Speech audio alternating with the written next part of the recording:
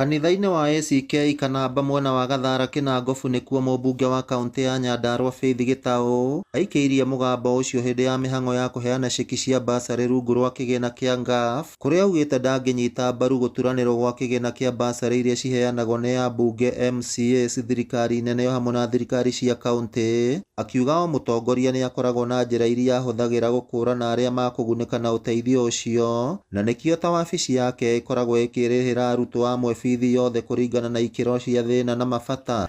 Nĩ njũĩ basarĩ yakwa ti nyingĩ, ũguo nĩkĩo itahotaga kũhingũrĩra andũ arĩa angĩ basaries. Heaga tu acio matarĩ nyina na ithe, niĩ nĩ ni mami wao, kana arĩa mahinyĩrĩrĩkĩire mũno acio nĩo heaga, na ũguo ũmũthĩ nĩguo tũgwĩkaga.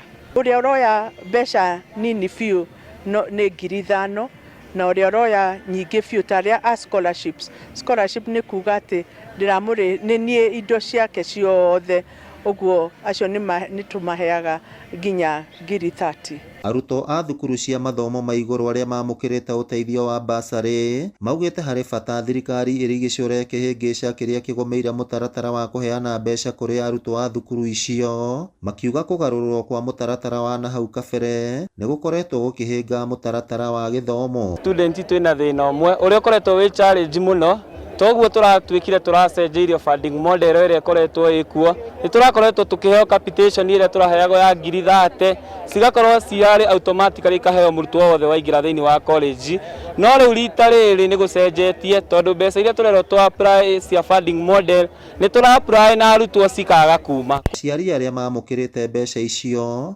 maugĩte kwaga gũcerithĩrio gwacio nĩ ihumoka inene kũrĩ o, kuona makoretwo makĩhĩtũkĩra ihinda iritũ kumana na ngarama ya mũtũrĩre kwambatĩra. Mwana wakwa gũthomaga gũkũ Nyandarua School for the Deaf, na njũkĩte nĩgetha heo ũteithio wa gũthoma.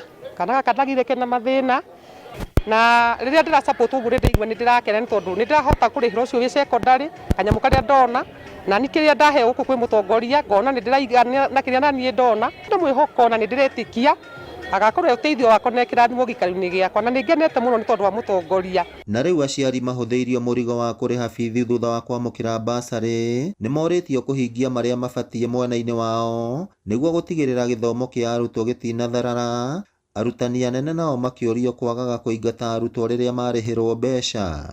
Ingĩhoya mũno nao aciari ma take that responsibility, kana guardians a ciana ici. In fact ona nyingĩ nĩ tuge nĩ anini mũno magũraga uniforms.